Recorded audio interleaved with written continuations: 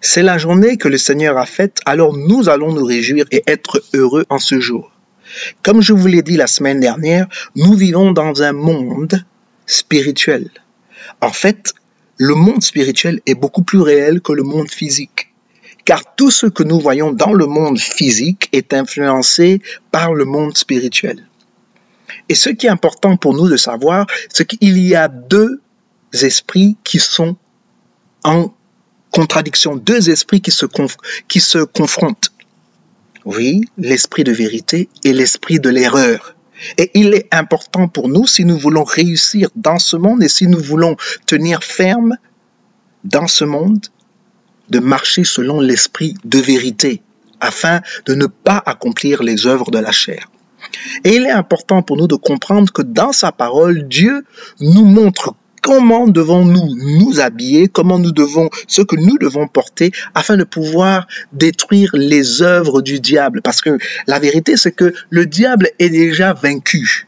Il est vaincu. Cependant, il veut absolument faire tout ce qui est dans son possible pour amener le maximum de personnes dans son royaume des ténèbres. Mais c'est à nous qui avons été créés à l'image de Dieu, nous qui avons été réconciliés avec Dieu, de faire en sorte que d'autres hommes se réconcilient aussi avec Dieu.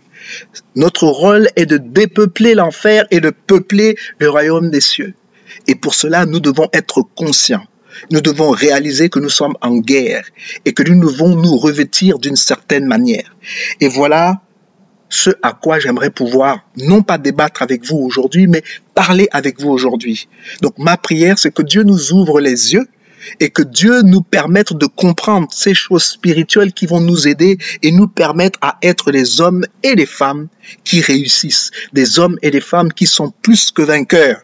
Parce que nous réalisons que notre foi est en Dieu, nous réalisons que nous avons mis notre confiance en Dieu. Par conséquent, nous ne serons jamais déçus et que l'ennemi, nos ennemis, ne triompheront jamais contre nous, qu'ils soient spirituels ou physiques. En effet, revêtez l'armure complète de Dieu pour que vous puissiez résister aux ruses du diable est quelque chose de crucial. Car notre lutte n'est pas contre le sang et la chair, mais contre les gouvernements, contre les autorités, contre les puissances des ténèbres et contre les forces spirituelles méchantes qui sont dans les lieux célestes. Par conséquent, revêtez-vous de l'armure complète de Dieu pour que vous puissiez résister pendant les jours mauvais et après avoir fait tout ce que vous pouvez, tenir ferme. Éphésiens 6, versets 11 à 13. Chaque chrétien doit savoir comment combattre les forces du mal. Dieu nous donne des instructions détaillées sur sa manière de combattre le mal. 1. La ceinture de vérité. Tenez ferme avec la ceinture de la vérité autour de vos reins. Éphésiens 6, verset 14. La ceinture de vérité implique deux endroits, nos cœurs et nos esprits. La vérité nous met en sécurité dans le Christ et rend tous les autres éléments de l'armure efficaces. La ceinture de vérité stabilise notre armure. Engageons-nous à marcher dans la lumière de la vérité de Dieu chaque jour. Enseigne-moi tes voies, ô Seigneur, afin que je marche selon la vérité. Psaume 86, verset 11. Oui, nous connaîtrons la vérité et cette vérité nous rendra libres. Jésus est la vérité et nous devons être en contact avec cette vérité-là afin que nous puissions être des hommes et des femmes affranchis. 2. La cuirasse de la justice. Avec la cuirasse de la justice en place, dans Éphésiens 6, verset 14, la Bible nous dit « Un soldat équipé de sa cuirasse va en guerre courageusement et en toute confiance. » Le diable nous attaque constamment avec des mensonges, des accusations, les souvenirs des péchés du passé.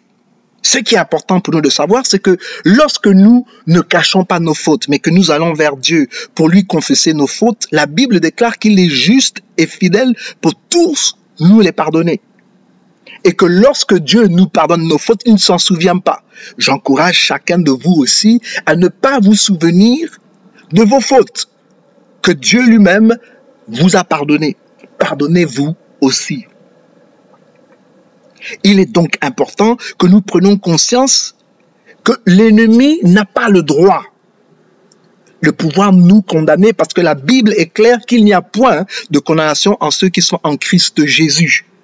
Donc à chaque fois que l'ennemi ou que des personnes veulent nous amener à des erreurs que nous avons commises dans le passé, il est important pour nous de réaliser et de dire à l'ennemi que lui-même, il a été vaincu sur la croix. Que Jésus a triomphé de lui sur la croix, qu'il l'a humilié publiquement et que sa fin est proche. Sans la cuirasse de la justice, ces attaques vont pénétrer notre cœur. Soyez donc conscients de ce que vous êtes en Christ Jésus. Venez hardiment vers sa présence, vers la présence de Dieu. Hébreux 4, verset 16. Les souliers de paix. Comme chaussures, portez la paix qui vient de la bonne nouvelle de Dieu, pour que vous soyez complètement préparés. Éphésiens 6, verset 15, la Bible déclare: les chaussures nous permettent de marcher librement et sans peur, pendant que nous tournons toute notre attention sur le combat qui est devant nous. Il facilite nos mouvements et notre défense.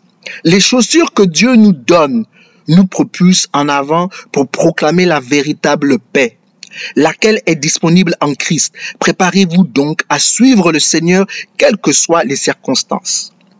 Dieu dit qu'il nous donne sa paix. Non pas la paix comme le monde donne, mais la paix que lui, il donne. La paix qui surpasse toute intelligence. Et parce que c'est Dieu lui-même qui nous donne sa paix, le monde ne peut pas nous ôter de cette paix-là.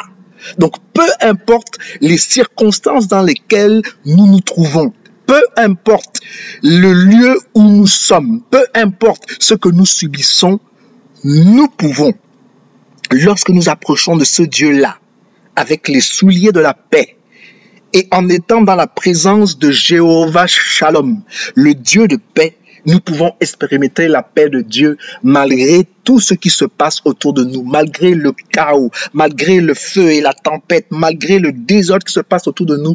Nous pouvons garder notre calme parce que nous sommes enracinés en Dieu et parce que nous portons les souliers de la paix. Et nous sommes en perpétuelle communication avec Jéhovah Shalom, le Dieu de paix. 4. Le bouclier de la foi. Surtout, prenez le bouclier de la foi avec lequel vous pourrez éteindre les projectiles enflammés du méchant. Éphésiens 6, verset 16. Le bouclier permet non seulement de défendre notre corps tout entier, mais aussi notre armure. Le bouclier de la foi possède une fonction spécifique que la Bible explique clairement.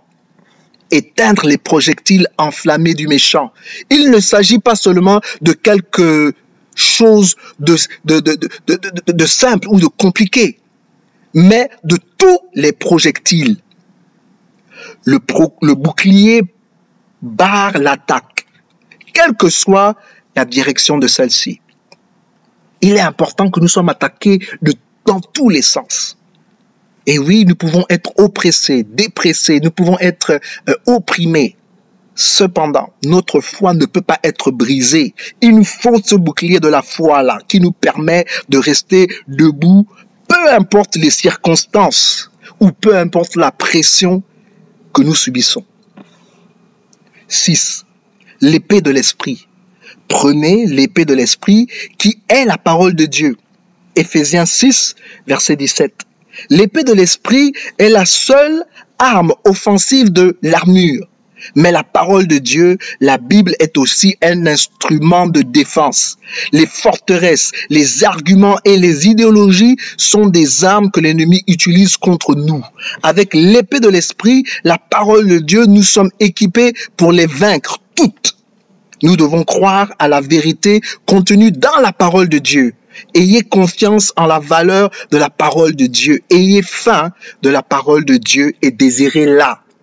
Voilà pourquoi lorsque Jésus était dans le désert après avoir été fatigué et avoir jeûné pendant 40 jours et que le diable est venu lui injecter, soi-disant, la parole, Jésus lui a dit qu'il est aussi écrit. Donc il est important pour nous de connaître cette parole-là et d'être familier avec cette parole-là et de rappeler à Dieu sa propre parole parce que la Bible déclare que Dieu veille sur sa parole afin que celle-ci s'accomplisse et qu'elle ne retournera jamais à lui sans pour autant avoir accompli ses desseins. Oui, la parole de Dieu est une épée. C'est une arme. Et il nous faut la connaître afin de pouvoir déjouer tous les plans de l'ennemi. Que cet ennemi soit physique ou spirituel. La parole de Dieu nous donne des arguments. La parole de Dieu nous donne la possibilité de pouvoir nous battre et de pouvoir gagner ce combat-là. La Bible est claire qu'au commencement était la parole et la parole était avec Dieu. Et que tout ce qui a été créé par la parole et que rien de ce qui n'a été créé sans la parole et que cette parole a demeuré parmi nous et cette parole brille parmi nous, cette parole s'est faite chair, cette parole est Christ. Et la Bible dit que celui qui vit en nous est plus grand que celui qui est dans le monde. Par conséquent, lorsque nous résistons au diable, il fuira loin de nous. En d'autres termes, lorsque la parole abonde en nous, Dieu lui aussi abonde en nous. Il est donc important pour nous de nous imprégner de cette parole. Étudions la parole, utilisons la parole, libérons la parole afin que celle-ci accomplisse les desseins pour lesquels Dieu l'a envoyée. 7. Priez en esprit en toute occasion. Soyez éveillés et persévérants dans vos prières pour tous les croyants. Éphésiens 6, verset 18. Oui, la prière est une arme. Et il est important pour nous de savoir que nous devons prier sans cesse. Je suis convaincu que la prière nous change. Oui, la prière nous change. Celui qui prie est changé par la prière. Mais non seulement la prière nous change, mais la prière aussi change notre environnement. À chaque fois que nous prions, c'est comme une audience que nous faisons ou que nous demandons à Dieu. Et à chaque fois que nous sommes dans la présence de Dieu, quelque chose d'extraordinaire, quelque chose de spectaculaire, quelque chose d'exceptionnel va se passer.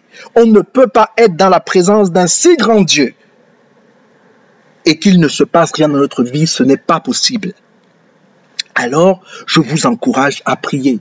Quand les choses ne vont pas bien, priez. Quand les choses vont bien, priez. Quand les choses vont très bien, priez. Prions sans cesse. Lorsque vous êtes heureux, priez. Lorsque vous n'êtes pas heureux, priez. Lorsque vous avez des manquements, priez. Lorsque vous vivez dans l'abondance, priez. En d'autres termes, priez sans cesse. Car la prière nous permet d'être dans un endroit ou dans un milieu qui est sécurisé. Parce que Dieu ne peut pas venir vers nous parler, communier avec nous, avoir une relation avec nous dans la prière et il n'a pas sécurisé les lieux. Ce n'est pas possible.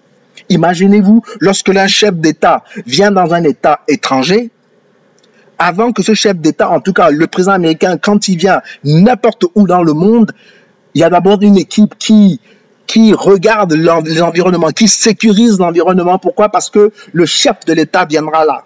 Mais où ont-ils pris ce concept? Ce concept est divin. Quand Dieu aussi est sur le point de venir nous parler. Il y a tout un dispositif de sécurité dans les lieux célestes qui ont été déployés. Les anges, avant même que Dieu vienne vers nous pour pouvoir nous communiquer ce qu'il a à nous dire, les anges ont été déployés et ont sécurisé les lieux. Voilà pourquoi la prière est l'endroit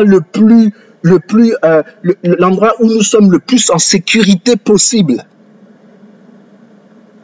Quand bien même nous sommes dans la fosse aux lions, il nous faut prier, car c'est l'endroit le plus sécurisant, le sécurisé possible lorsque nous prions. Prions sans cesse. Essayez de satisfaire directement un besoin ou une opportunité. Partagez son armure physiquement et spirituellement en étendant vos mains et en parlant dans l'esprit du Christ autant que possible. Chaque disciple armé de Jésus est avisé pour être capable de faire du bien aux gens.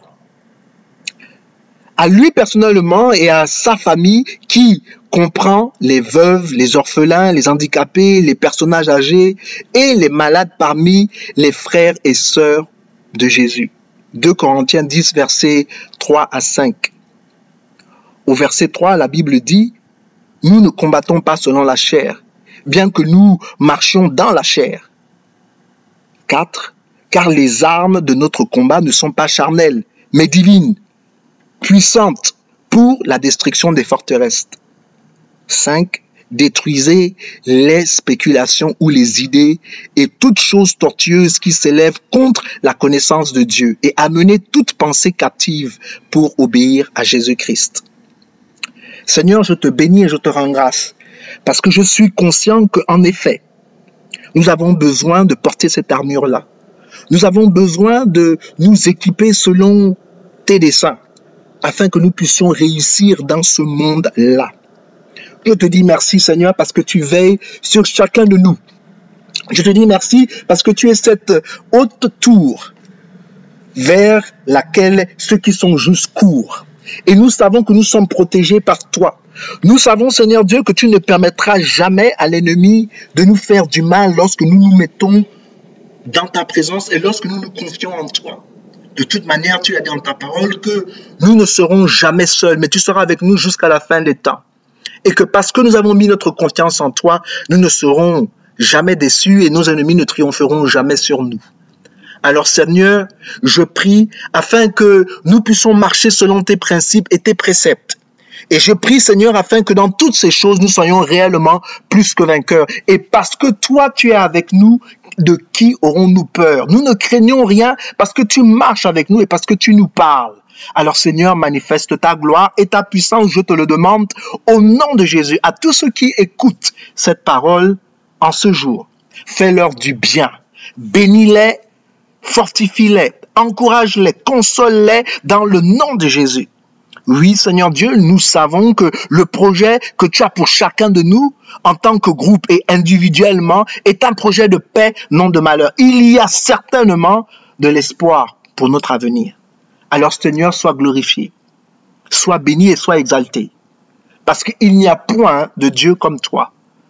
C'est au nom de Jésus, Seigneur, que nous prions. Amen.